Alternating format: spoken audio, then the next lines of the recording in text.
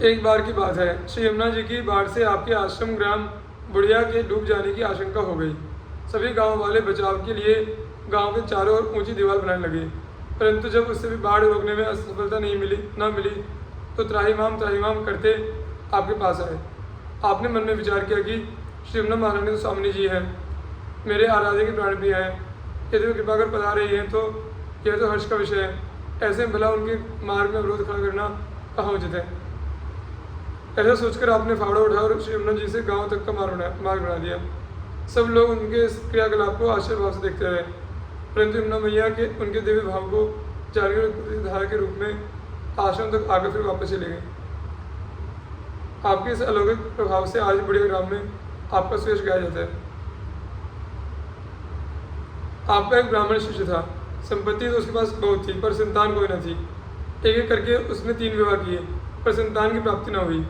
गांव वाले उसे निपुता कहते। एक दिन वह आपके पास आया और आपसे अपना दुख निवेदन किया। आपने कहा, चिंता न करो, तुम्हारी तीसरी पत्नी से तुम्हें एक पुत्र रत्न की प्राप्ति होगी जो बड़ा ही भक्त और संतसेवी होगा। यथा समय ब्राह्मण के घर पुत्र का जन्म हुआ। इसके बाद तो उसके संसेवा में और निष्ठा बढ़ गई। कालांतर में उस ब्राह्मण की मृत्यु हो गई और उसके कुछ दिनों बाद पुत्र को भी एक विषधर ने डस लिया। पुत्र को भी एक विषधर ने डस लिया। रोती बिलखती बालक की माँ उस मृतप्राय बालक को लेकर आपके पास आई। आपने श्री भगवान का चरणामृत उस बालक के मुख में डाल दिया। बालक तत्काल पैसे उठ बैठा, जैसे कोई नींद जागकर उठ बैठे। यही बालक आगे चलकर श्री कन्हर देवाचार्य नाम से प्रसिद्ध हुआ। इस प्रकार आपने अनेक अलौकिक कार्य किए और वैष्णव धर्म की ध्वजा फहराई। श्री उदाराम जी का जन्म वैश्यकुल में हुआ था। आप परम भगवत भक्त और संसेवी थे।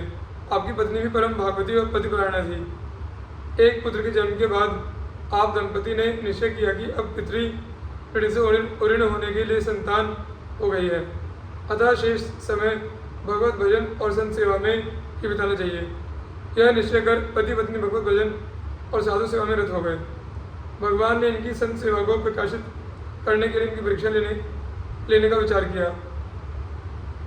वे एक संत का स्वरूप धारण कर आपके पास आए और बोले, मेरी पत्नी बीमार है, अतः सेवा करने के लिए कुछ दिन के लिए अपनी पत्नी मुझे दे दो। जैसे मेरी पत्नी स्वस्थ हो जाएगी मैं वापस कर दूंगा। आपने स्वीकार कर लिया। संत रूप भगवान ने कहा,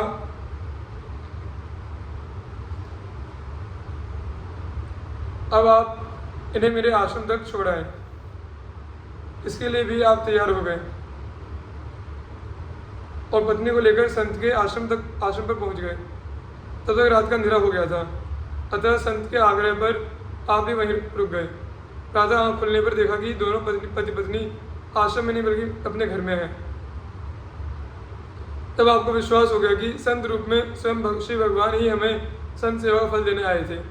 तब आपकी संत सेवा में और निष्ठा बढ़ गई, परंतु उनकी पत्नी को संत के यहाँ भेजने के कार्य के कारण संत महिमा और वास्तविकता को न जानने वाले परिवारीजन और जाति बिरादरी के लोग आपसे नाराज हो गए।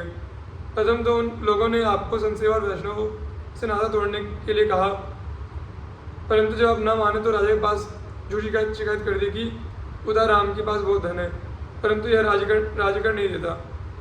अविवेकी राजा ने भी बिना कोई विचार किए सिपाहियों को श्री उदाराम जी को गिरफ्तार कर लाने के लिए भेज दिया, परंतु सिपाही जब आपके घर पहुँचे, जब आप घर के पास पहुँचे तो सबके सब अंधे हो गए। यह समाचार जब राजा को पता चला तो उसे अपनी भूल ज्ञात हुई। उसने तत्काल आकर आपके चरणों प्रणिपात किया और आपके उपदेशों से प्रभावित होकर भगवत भजन और साधु सेवा का व्रत ले लिया। इसी प्रकार आपके चरित्र से प्रेरणा लेकर अनेक भगवत विमुख जन वैष्णव बन गए। श्री डूंगर जी, भक्त श्री डूंगर जी जाति से पटेल क्षत्रिय थे।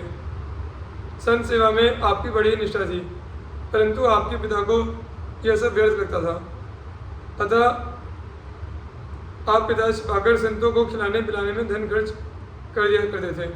इस प्रकार आपने जब बहुत सा धन व्यय कर दिया तो यह बात आपके पिताजी को भी मालूम हुई अवरुद्ध होकर उन्होंने आपको घर से निकाल दिया। यद्यपि आपके पास अर्थाभाव हो गया था, फिर भी आपकी संसेवा बदस्तूर जारी रही, यहाँ तक कि आपने अपनी पत्नी के आभूषण तक बेचकर उससे संतों की सेवा कर दी। इससे आपकी प्रसिद्धि तो चारों ओर फैल गई, परंतु घर में अन्न का एक दाना न रहा। एक दिन संतों की एक बड़ी मंडली आपके द्वार पर आ गई। घर में अन्न का एक भी दाना न होने से आपके सामने बड़ा धर्म संकट आ पड़ा। आर्थिक स्थिति ठीक न होने और आमदनी का कोई स्रोत न होने से कोई आपको उधार भी देने को तैयार नहीं था। घर में ऐसी कोई कीमती वस्तु भी नहीं थी जिसे बेचकर या गिरवी रखकर उधार प्राप्त हो जाता। अंत में सब तरफ से निराश होकर आप दोनों भक्त दंपति ने भगवान से ही पुकार लगाई। ऐसे अकिंचन भक्त और संसेवी की प्रार्थना भला भगवान कैसे अनसुनी करते हैं। प्रभु कृपा से तुरंत ही अन्न की वर्षा होने लगी। आपकी पत्नी ने तुरंत आटा तैयार किया, रसोई बनी और संतों ने प्रसाद पाया। उधर अन्न वर्षा की चर्चा क्षण भर में पूरे गांव में व्याप्त हो गई। जब यह समाचार उसके आपके पिता को ज्ञात हुआ तो उन्हें बड़ी ग्लानि हुई और वे भी धन संपदा का मोह छोड़कर संत सेवारत हो गए। भगवत कृपा और निष्ठा से आपके जीवन में अनेक चमत्कार हुए। एक बार आप श्री द्वारकापुरी जी की यात्रा पर जा रहे थे। मार्ग में एक अघोरी मिला जो आपको मारकर खा जाना चाहता था। ऐसी विषम परिस्थिति में भगवान ने प्रकट होकर आपकी प्राण रक्षा की और अघोरी को उचित दंड दिया।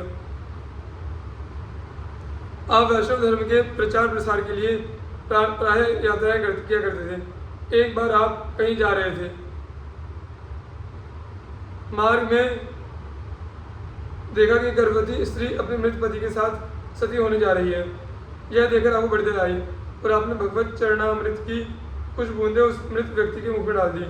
फिर क्या था, वो व्यक्ति उठ खड़ा हुआ, चारों ओर जय जयकार होने लगी। आपने वहां एकत्र लोगों को भगवत भक्ति का उपदेश दिया। इस प्रकार आपने अपने अनेक चमत्कारपूर्ण कार्यों से बहुत से लोगों को भगवत भक्तिपूर्ण जीवन जीने की प्रेरणा दी।